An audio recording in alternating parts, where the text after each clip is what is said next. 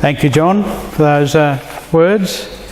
And I can say with surety that I'm a born-again Christian. And when I'm finished telling you what I've got to say tonight, you'll know that.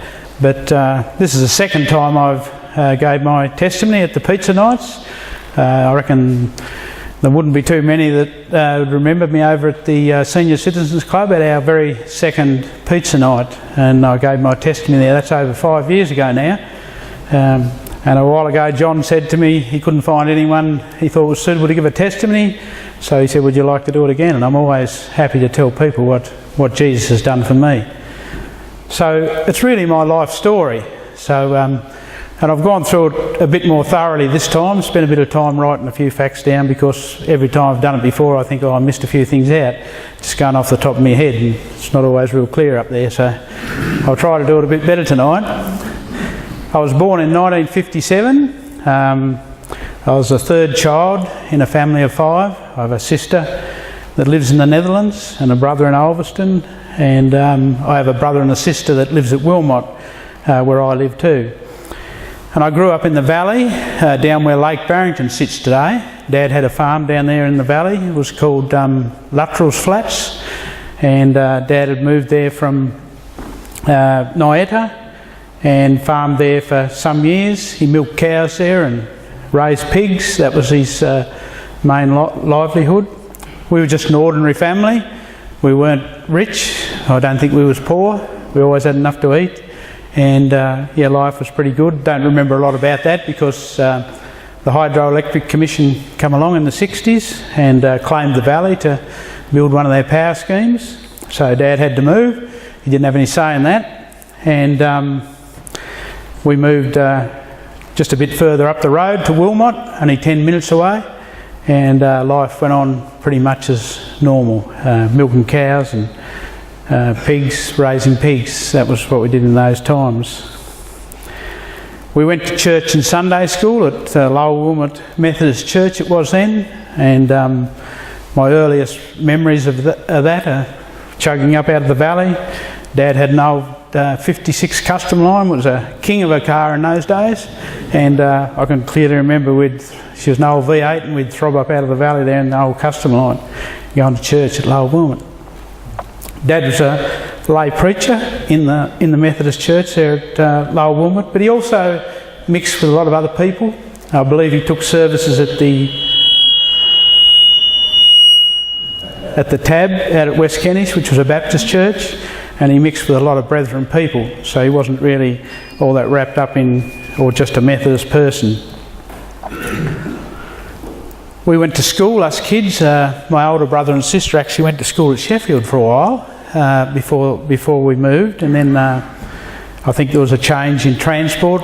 We used to go to Wilmot. We used to catch the mail car that used to go through, driven by a fellow called John Riley, who I believe lived out this way for many years, and he used to take us up to Wilmot. So they began then, about the time I started school, they started going to Wilmot Area School, it was known as it was known then.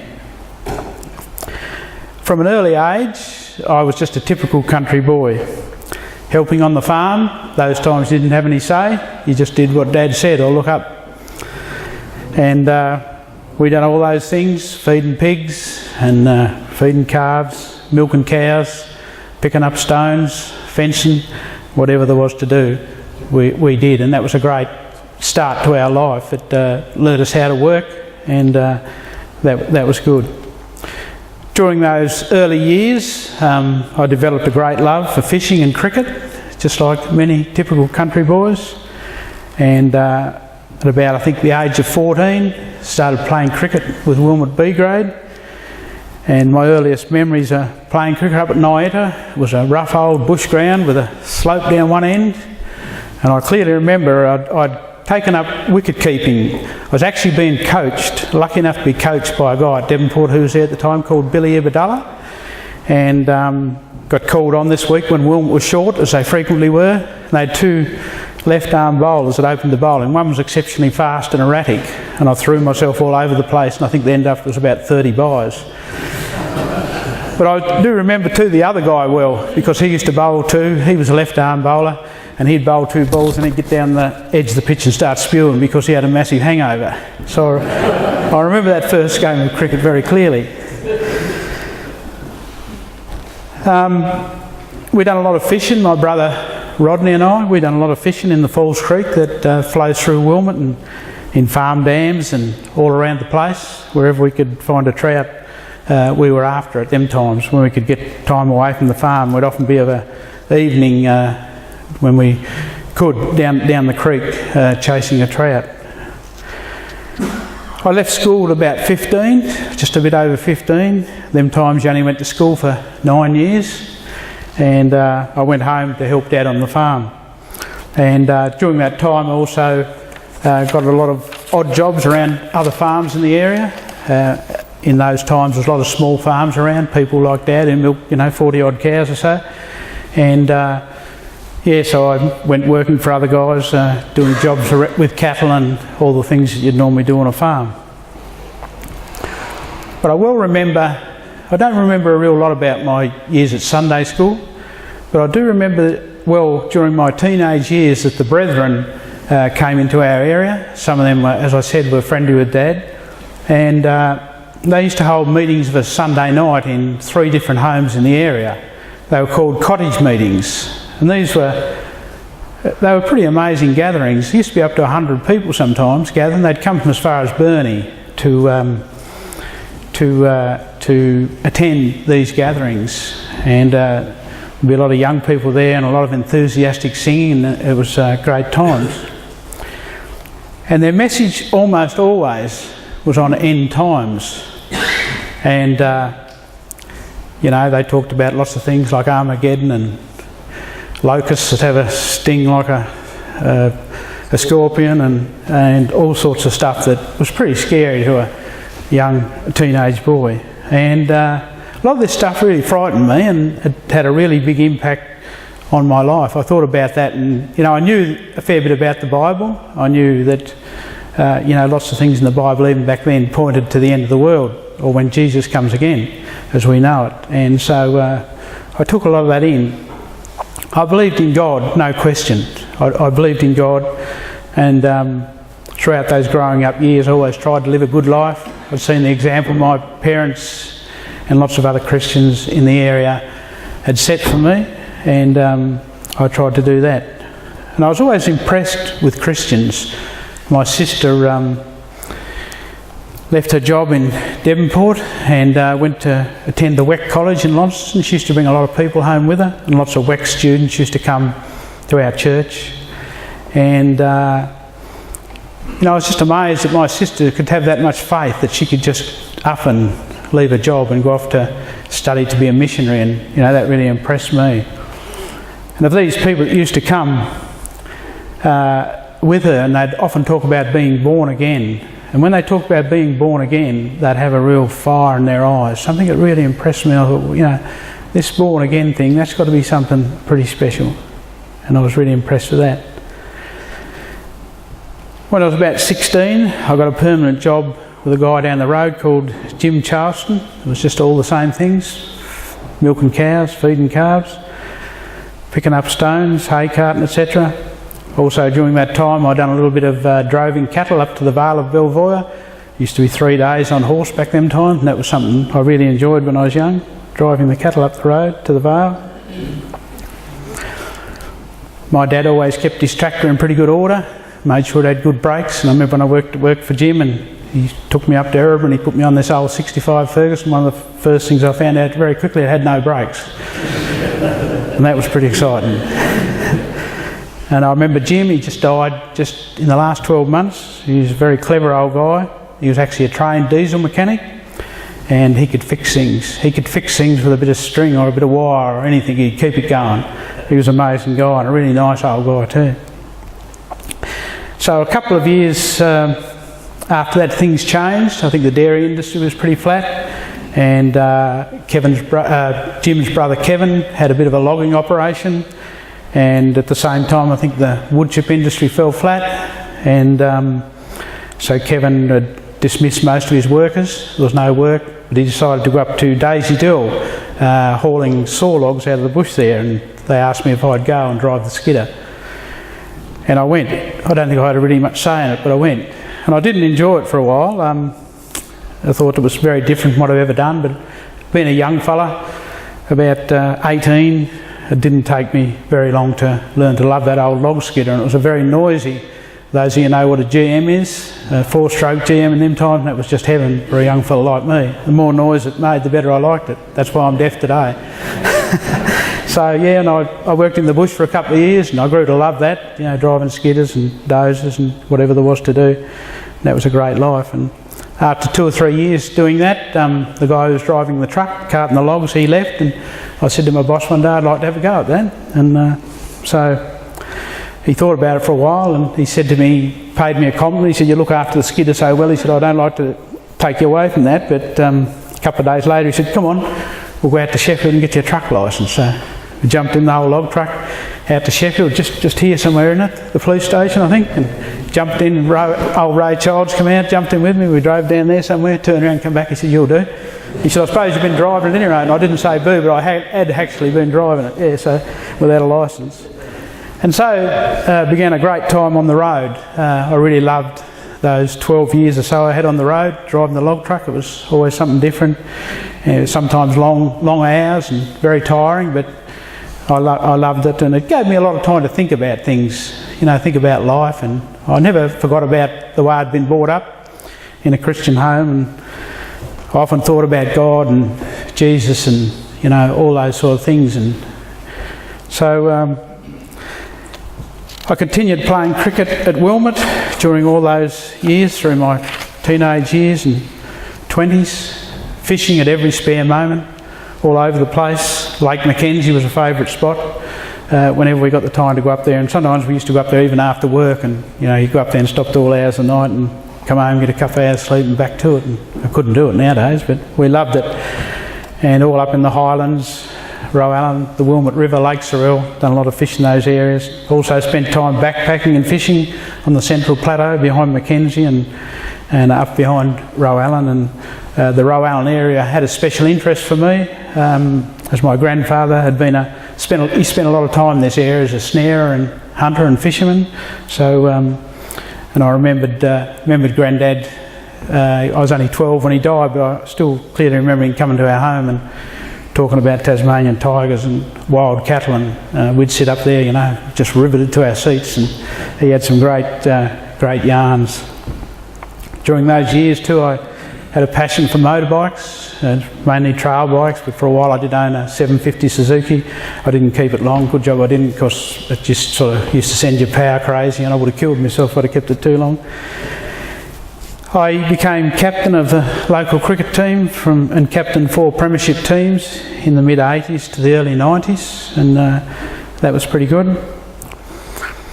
I gave up cricket at 33. I just had enough of it at that time, and I wanted to spend more time trout fishing. I was a single guy, and I'd had a great life to that point, and carefree, good health, good friends, and life was pretty good. I have to say tonight that I had a really good life as a non-Christian, brought up in a good Christian home, good parents who cared about me and looked after me, good friends, and like I said, everything was good.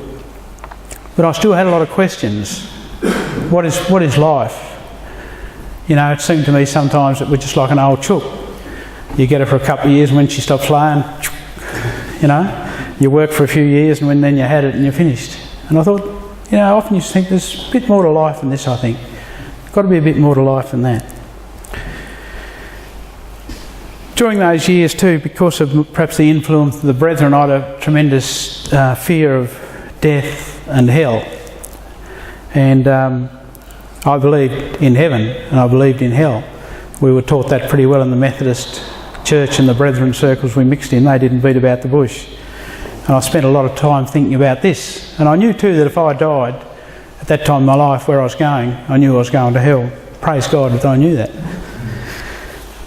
And when I was about 35 or so, one winter I got the flu really bad and really knocked me around. And as I was just starting to get over it, I just woke up one morning and had this tremendous tiredness and, you know, not feeling well, and it went on for days. And being a single guy, I didn't tell anyone. I was a pretty private sort of bloke and didn't go to the doctor. And I was just so tired, I just wanted to sleep all the time, and I struggled off to work, and I still don't know how I got there. And some of the things I love, like fishing late nights, that just used to kill me late nights. I'd be just like a zombie the next day. And it really changed my whole outlook on life when you go from being perfectly healthy to sick like I was. Then it really changed my outlook on life, and I became quite depressed. And life was just a struggle every day to get out of bed and go to work and come home, and you drop into bed and you sleep for 10 hours, and you get up the next morning and felt like someone had 2 bags of cement tied on your legs, and you're just so weary. And after about 3 months, I eventually went off to the doctor, but they didn't come up with anything, and it took me actually years to get over that, and I probably still suffer some effects from it today, whatever it was. I was still a single guy, but some years before I'd met a young girl. She lived on the farm next door. She was only about 12 when I first met her. And over the years we formed a very good friendship. She grew up, and she always stopped to talk to me. She was 19 years younger than me, but I always used to think, wow, if she was a bit older, or if I was a bit younger, yeah, we'd be okay, we'd be good. So we got to know each other, and we played badminton together. I played a bit of badminton, had a few stints over the years playing badminton, and to cut a long story short, we started going out together. And I thought that was great. At the time I still wasn't real well, and battling with a lot of things, and for a while I thought, this is great, and this is the answer to all my problems. She was also a Christian and the local Sunday school teacher, but it was okay for a while. But I'd been used to doing exactly as I wanted to do, and I used to sometimes think that I didn't care about anything if I was right. And after a while I just wasn't sure about all this stuff, and she made it quite clear to me that she just wanted to get married and have kids, and that frightened me a bit. And we went through some really hard times, mainly because of my insecurity and not knowing what I wanted and all that sort of stuff. And I sort of slipped back into depression and not feeling well. But one night, when we were about at the end of our tether, we went to play tennis at the local, just behind the hall at Wilmot, just across from the church. And we went there to play a bit of tennis, and it was in late January and 1998. And we just sat down at the table there after we played tennis, and we just started talking about God. And I don't know how it really all come up. I think I probably initiated the conversation, started talking about God and Jesus and Christianity, and I said to Katrina, I've seen my sister go off in perfect faith to Ghana, and 3 little kids go off there to, take Jesus to those people, and I said, it's got to be something pretty special that makes people do that. And I remember saying to her, I'm going to look into this, I'm going to pursue this, and that's our only hope for us to stay together if I become a Christian, I think, because I've seen so many people say that, Christianity has fixed their lives. Also at that time, on that night, I remembered a verse in the Bible. I didn't know where it come from, but it says somewhere in the Bible, seek and you shall find. And it comes from Proverbs 8:17, and there's a lot of similar verses in the Bible that says if you seek God, you'll find him. I also remembered another verse that I'd learned from my Sunday school and church and other religious meeting days, and it says there that Jesus will give us a peace that passes all understanding. And that was another verse that always impressed me, peace that passes all understanding.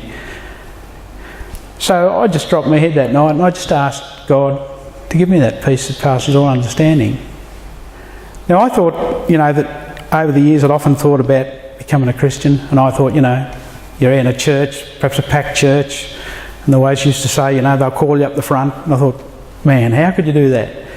How could you get up and go up the front and give your life to Jesus? And I thought I couldn't do that. So that night, I wasn't even really thinking about that. I just asked Jesus to give me that peace that passes all understanding. And there, in the quietness, behind that hall, just Katrina and I, God gave me that peace that passes all understanding. Like that. Bang. And I was amazed. I was just amazed at what God had done for me in an instant, in a second, and I knew then that I was saved. It was the most beautiful thing, so simple, so peaceful, so beautiful. Amazing grace, the old hymn writer called it, didn't he? John Newton, how true it was. For 4 or 5 weeks, I just floated on air. I was happy, I was joyful, not a worry in the world, no temptation. Fear of death, my fear of death and hell had just gone, bang, like that, and it's never come back.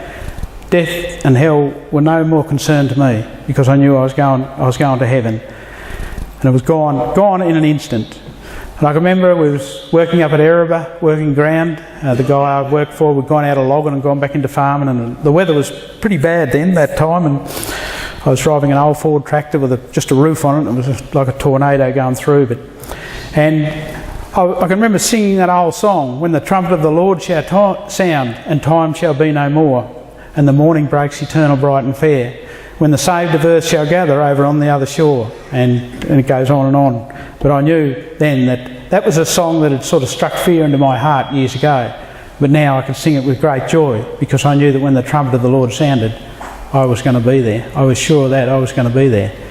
And I'm still sure of that today. And when I used to get up in the morning, the sky was so blue and the grass was so green. It was amazing. I was just a new person. And as I started to look to the scriptures, I found some beautiful verses in there. Over in Romans it says, if anyone is in Christ, he is a new creation. The old is gone, the new has come. That was me. I was just a completely different person. And in 1 John somewhere it says, you have passed from death unto life. That was me. I'd passed from death unto life. And I started going to church. I said to Katrina, I'm coming to church with you. I was hungry to go to church, and I didn't tell anyone. One of the things I didn't do, I didn't tell anyone. I wanted to tell everyone, but just perhaps the sort of person I was, I didn't tell anyone. Only Katrina really knew, and her parents. And another thing that I wanted to do too was I had this urge that whoever I met, I just felt like throwing my arms around and saying, I love you. That's just the way I felt. I was just so full of love in my heart. And I didn't do that either. But I wish I had done, because I think that would have had a remarkable impact on people if I'd have did that. They would have seen, as it was, they saw that change pretty soon, but I didn't do it at the time, and I regret that. And the people in the little church at Wilmot, I don't think they were too sure what to think of me for a start, because I didn't even tell my parents. And they perhaps thought I was just going along to church with Katrina just to keep everyone happy. I don't know. But I can remember being in the back of the church there and singing my heart out, and right up the front of the church there's a guy that some of you know called Stan Page. He played the organ, and I don't know if you know the old organs. Different to that, the organs had little sort of wiggly things up top with holes in them, and as he played the organ he was peering through at me, and I could see him thinking, what goes on here, Because us Miles boys, our dad was a very loud singer, and as boys we used to get tormented about that, and we were very embarrassed, and in church we would never sing when we were young. We would just keep our mouths shut. So he was wondering what was going on, but it wasn't long before he found out. After a couple of weeks, one week I was getting ready to go to church and Katrina was sick, and I went on my own, and they knew then, a lot of them said afterwards, they knew that when I went on my own that something had really happened to me, that I had been saved. And I remember standing outside the church at Wilmot.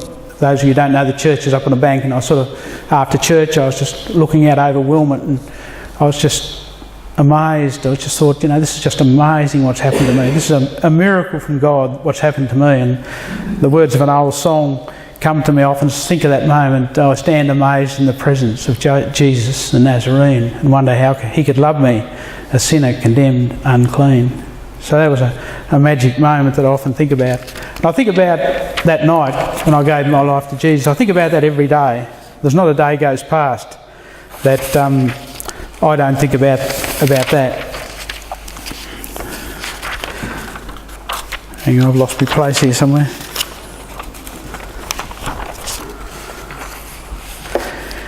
Yeah, and after some time, the people at church and all those, they rejoiced with me when they found out the decision I'd made and the change in my life. And that was great to see other Christians rejoice with me that I'd been saved. And after some time, I struggled a bit after a month or two when I come down off my high horse. But I used to be gloriously uplifted each week at church. And I remember one stage there, 5 weeks in a row, humble old preachers lifted me up when I was sort of sagging a bit, and that was great. And our romance, Katrina and I continued our romance. That was much better after that, but I did still struggle at times. But now that we were both going in the same direction, we had someone to help us, and we just called on God, and He was always there to help us. And we got married later that year, and I joined Katrina at the Sunday school, and when I joined her at the Sunday school there for a while, we saw like a revival in the Sunday school, and we had a lot of children coming. We had I think it was 9 or 10 young girls in grade 6 that they could sing like nothing else, and you know, the Lord really blessed us there for a while. And I remember going off to Bible studies and things, just so excited to be finding out about God and His ways. And during that time I started doing a bit of preaching. I was encouraged by Stan Page to do a bit of preaching, and in those early days it was just, God just gave me, I wasn't a trained preacher or, you know, I didn't know anything about that, but God just supernaturally gave me the words to say, so that was great. As I said, Katrina and I got married, and we had 3 children. Rachel, 17, Daniel and Joel are both here tonight with me, 16 and 14, and those were great times when our children were born. You know, I was about 40 odd then, and up until that last few years I'd never thought that I'd have a family or anything, and that was pretty special. The birth of my children was so special, and I look back on that and I just can't believe where the time's gone. Rachel's 17, my firstborn, and the other 2 not far behind her, and I wonder where all the years have gone. Throughout these years, they were busy times. My dad was getting older on his farm, and I spent a lot of time helping him and at work and etc. And you know, I wandered about a bit in my Christian life. Didn't read the Bible as much as I should have done sometimes through lack of time, but there was always someone there or something I'd read that encouraged me to get back to the Scriptures. And I was greatly encouraged by the writings of Angus Buchan, and I bought his book, ended up with his book Faith Like Potatoes, and that really was a wonderful inspiration to me. And ever since then I've tried to every day read the Word, and in that way we stay close to God.